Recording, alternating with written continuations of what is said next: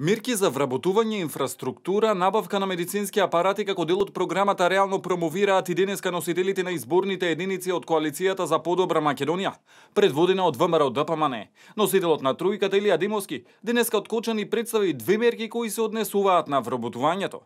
Оние граѓани на Република Македонија кои што ќе се решат да ги формализираат, односно да ги стават во нормална рамка своите земјоделски бизниси, би добиле 7.000 евра кредит од Република Македонија со грејс период од 1,5 година и со целосен рок на отплата од 7 години за себе, но и за секое следно вработување би добиле плюс по 4.000 евра кредит, односно вкупната висина кој што би можеле со легализирање, односно формализирање на својата земјоделска дејност да ја добијат е 63.000 евра, заради тоа што сметаме дека максималната рамка на формализирање на таков бизнис би дошла до 15 вработени. Значи, доколку некој има земјоделска активност, сака да ја формализира, сака да ја легализира, ќе добие поддршка сериозна од државата.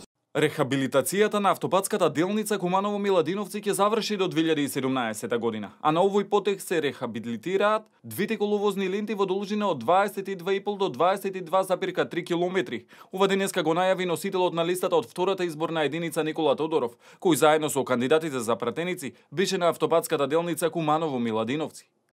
Покрај комплетната изградба на нови автопатишта од Скопје до Блаце, од Требениште до Струга и од Кичево до Гостивар, ќе извршиме и комплетна рехабилитација на патот од Куманово до Миладиновце и од Миладиновце до Куманово, и левата и десната коловозна лента, 22,5 и 22,3 километри, во вредност од 10,6 милиони евра.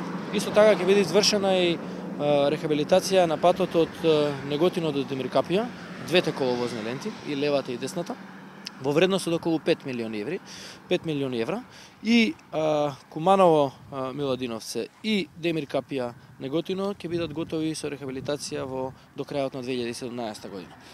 Во програмата се предвидени вкупно 33 милиони евра за набавка на најсовремени медицински апарати и опрема за здравствените установи низ Македонија, најави од Охрид Антонио Милошовски, носител на кандидатската листа во петата изборна единица.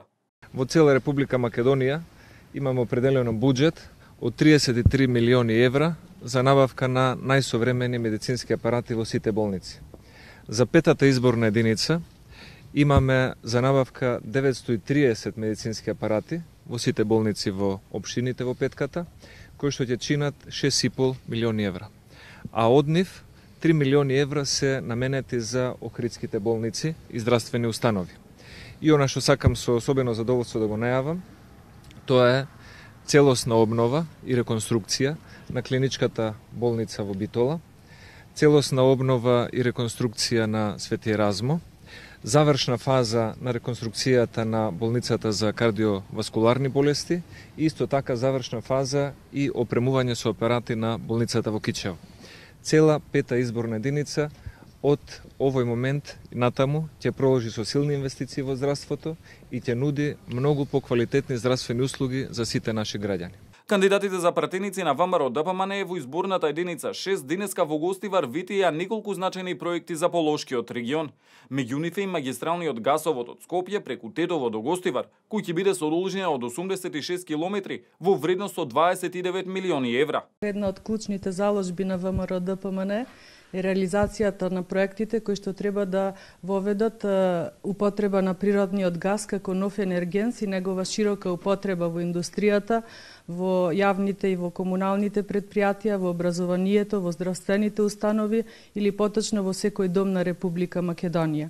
За пологот, односно за шестата изборна единица, најзначајна е изградбата на магистралниот гасовод Скопје-Тетово-Гостивар во должина од 86 километри, вредност од 29 милиони евра, и неговата изградба се очекува да биде завршена во 2019 година.